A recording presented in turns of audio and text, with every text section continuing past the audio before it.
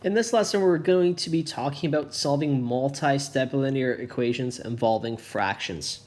Right, so we've already kind of done this a little bit, but we haven't had a lot of fraction work up to this point. So in Unit 3, we're really going to focus on making sure we know how to multiply, divide, subtract, add, all involving fractions. So it says to eliminate a fraction, we need to multiply each term in the equation by the denominator of the fraction. If there is more than one denominator, you must multiply each term in the equation by the common denominator. And we're going to kind of go over what that means in these examples. All right, we do not like working with fractions. I'm sure a lot of you don't like working with fractions. We want to work with whole numbers. So the way to do that is to eliminate them before we get started. So I see in this first question we have x divided by 2. We have a denominator. Oh, here we go. A denominator of 2. So to get rid of that, what we have to do is we're going to multiply this entire equation by 2 to ensure we don't have any fractions when we start kind of solving it. So I'm going to write this. I'm going to write 2, and I'm going to multiply each term in my equation by 2. And by multiplying everything by 2, right, we'll see all of our fractions will disappear. So we see here 2 times x divided by 2, the 2's cancel out, and we're left with just x. 2 times 5 is 10, and 2 times 19 is 18. And now we have a nice one-step equation. We'll move the 10 to the other side, and we'll get x equals 18 minus 10, or x is equal to 8. Right, so once that fraction disappears, it kind of turns into a very nice equation to work with. All right, we're going to see that in the next one as well. We have 1 plus x over 4 equals 6. Again, we want to get rid of our fraction. So we have to multiply everything by 4. So we'll get 4 times 1 plus 4 times x divided by 4 equals 4 times 6. From here, 4 times 1 is 4. These 4's cancel out, and we'll be left with plus x is equal to 24. And then we'll move the 4 to the other side and get x equals 24 minus 4, which is equal to 20. Oh, there we go. All right, same thing here. We want to get rid of our denominator.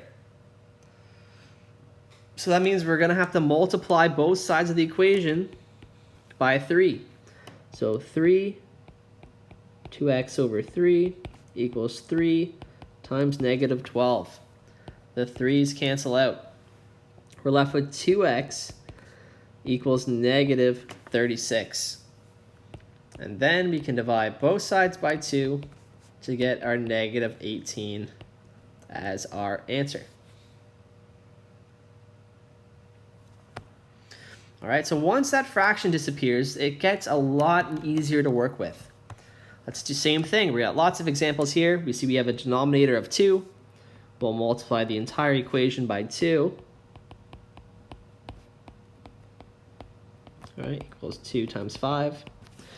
And now we can simplify. The 2's cancel out. We're left with the y minus 6y equals 10. Then we can simplify y minus 6y equals negative 5y equals 10. And we'll divide out both sides by negative 5, leaving us with an answer of negative 2.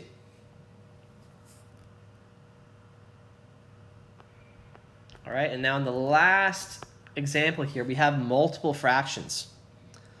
So we have to find a number that's going to eliminate both fractions. So if I eliminate the whole thing by 2, because we have a 2 here, well, this first fraction has a denominator of 4, negative 4. So 2 is not going to get rid of that denominator. Now the smallest common denominator between 2 and negative 4 All right, if I multiply everything by, let's say, -4, if 2 goes into 4, and if -4 goes into 4, which will end up canceling out both fractions. So we have to choose, it's called the lowest common multiple, all right, of both numbers. So as you see here, if I multiply everything by -4, then again it says plus -4, I'm going to put brackets around it that time, times 2 equals -4 times 3/2. Let's see how this works.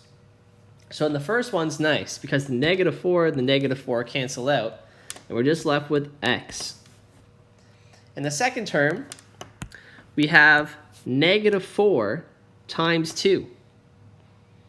So if I write plus -8, well, that just really means plus -8 just means x minus 8. Because that's a -8 there. And now on the other side of the equal sign, -4 times 3 divided by 2. We can't do any canceling here, so let's just kind of do this in our head. -4 times 3 would be -12, and -12 divided by 2 equals -6. So in here we'll have a -6. And now let's solve. We'll move the 8 to the other side, and we'll have x equals -6 plus 8, which equals 2. And in the very last example, again, we have two fractions. One denominator is a 2, one denominator is a 3, and the first number that 2 and 3 both go into would be 6, right? Because 2's multiples are 2, 4, 6. 3 goes 3, then 6. That's the first number they both go into.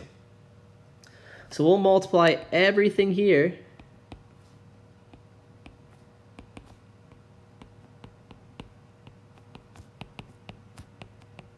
by 6. So what will this leave us with? Well, 6 divided by 2 would be 3, and 3 times -x will have -3x plus, well, 6 divided by 3 is 2, so 2x. And that's going to equal 6 times 9, which is 54. And now let's collect like terms. -3x plus 2x is -x equals 54. But we don't want the answer for -x. We want the answer for positive x. So we have to do the opposite. So we could divide both sides by -1, which will leave us with x equals -54. And we're done. All right, so it's just that first step here that's a little bit different, which we are eliminating our fraction right off the bat. So it says check that x equals 6 is the solution to the equation. So they're giving us an answer. They're saying this should be right. Make sure by doing a quick check. So we're going to set up our left side equals right side check. The right side just equals 5. So we don't have to do any work there. But we have to check that 2x divided by 3 plus 1 is going to equal 5 when we make x 6. So let's do this first. So when we have a fraction, we're going to have to kind of simplify that all at once. So we have to do 2 times 6, which is 12, and 12 divided by 3 is 4. And then 4 plus 1, we know is 5. Look at that, 5 and 5. Our left side equals our right side. All right, so we just finished example 2. Now let's jump down to example 3. Now this question here is going to be a little difficult. All right, and I think the answer for this one's going to be a little bit high. All right, but I'm just using bigger numbers just to get you more comfortable with how this works. Okay, it's okay if the answer doesn't exactly make sense. That wasn't really what I was aiming for here. I just want you to get comfortable that just because numbers are big doesn't mean, all right, that the answer has to be wrong. So here we have a question where he said, Dwight is a race car driver, and they give us this formula with all of these values in it. They have D represents distance, V represents starting speed, all right, in meters per second, T represents time, and A represents the acceleration of the car in meters per second. So they're saying, what is Dwight's starting speed, V? So they're asking us to solve for V, and they're giving us a bunch of information. They're telling us first that Dwight travels 53,000 meters. So that's his distance. So his distance traveled is 53,000 meters. All right, they're telling us that he's accelerating 24 meters per second. So his accelerating is 24. And his time is 30 seconds. So we have to solve for V given all of those values. So let's write our equation. The equation was D is equal to V times T plus 1/2 AT squared. So we have a fraction in this equation. So let's just multiply everything by 2 to get rid of our fraction. So that will be 2 times D. Oh, and let me get rid of all this stuff down here. All right, I just wanted to double check to make sure the answer was right before I started this. I think we're okay. So 2 times D, let me clean that up. 2 times D is equal to 2 times VT plus 2 times 1/2 AT squared. All right, and that 2 will cancel with that fraction and we'll be left with 2D is equal to 2 VT plus AT squared.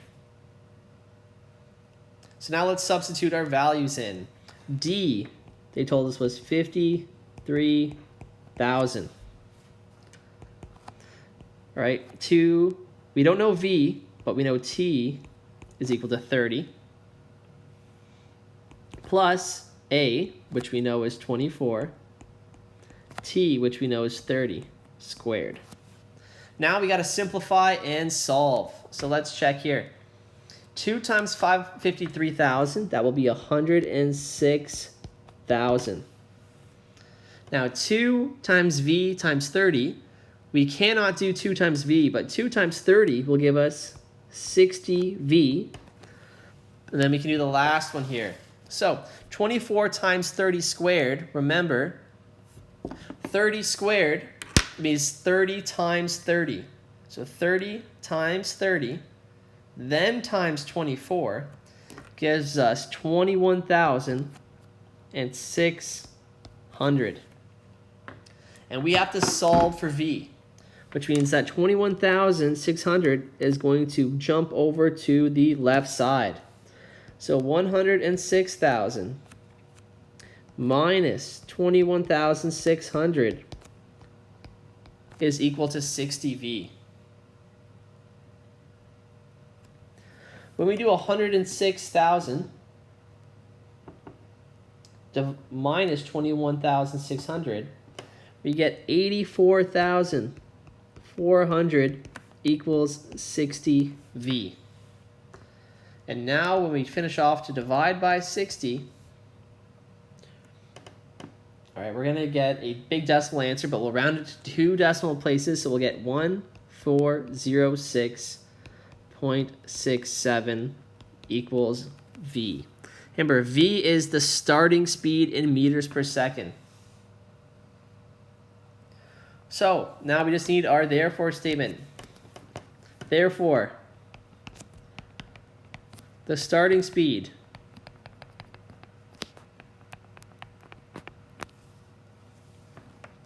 of the race car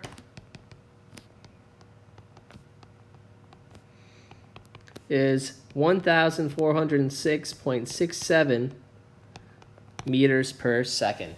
Which is crazy fast and honestly in real life very unrealistic, but the purpose of that question was just to get you more comfortable working with some bigger numbers and getting decimal answers, okay?